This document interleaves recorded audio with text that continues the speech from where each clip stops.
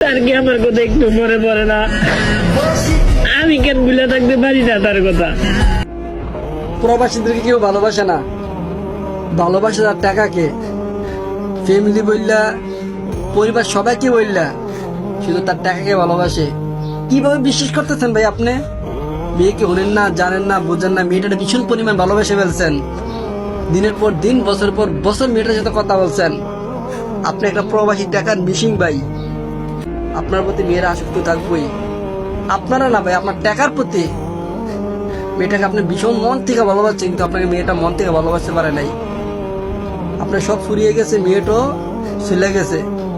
আসলে আপনি ভিডিওটা দেখার পর প্রত্যেকটা মানুষ চোখের পানি যাচ্ছে। ভিডিওটা দেখার পর ভিডিওটার ভিতরে 50,000 কমেন্ট আসছে, 8 লাখ শুধু লাইক আসছে ভিডিওর ভিতরে। আমি দেখছি আপনার কমেন্টগুলো, সবগুলো আমি দেখছি। আসলে ভাই না, কিভাবে বুঝতে পারছেন আপনার পরপুরুষ একটা মেয়ে আপনাকে বিয়ে করবে? অনেক স্বপ্ন দেখাইছে। আমি এখনো বলতেছি, আগেও বলতেছি, যে মেয়েরা প্রবাসীর উপর ক্রাশ খেয়ে যায়, এরা ছাড়া বাঁচবে না, না তা কখনো বিশ্বাস করবেন না, তা কখনো বিশ্বাস করবেন না। মেয়েরা, সব মেয়েরা এক না রে ভাই, সব মেয়েরা এক না। আসলে তোমার ভিডিওটা দেখার পর হাজারো মানুষ কান্না করছে। তুই ভিডিওটা দেখার পর মেয়েদের মায়া করো না ভাই। মাকে কষ্ট হয়েছে মেয়ের জন্য, মার কাছে সরি বললে ক্ষমা চাও। মাকে যতই কষ্ট দাও, মা কখনো আপনাকে ছাড়বে না, মা কখনো আপনাকে বিচ্ছেদ করবে না। আপনি করলে পারবেন, কিন্তু মা কখনো করবে না।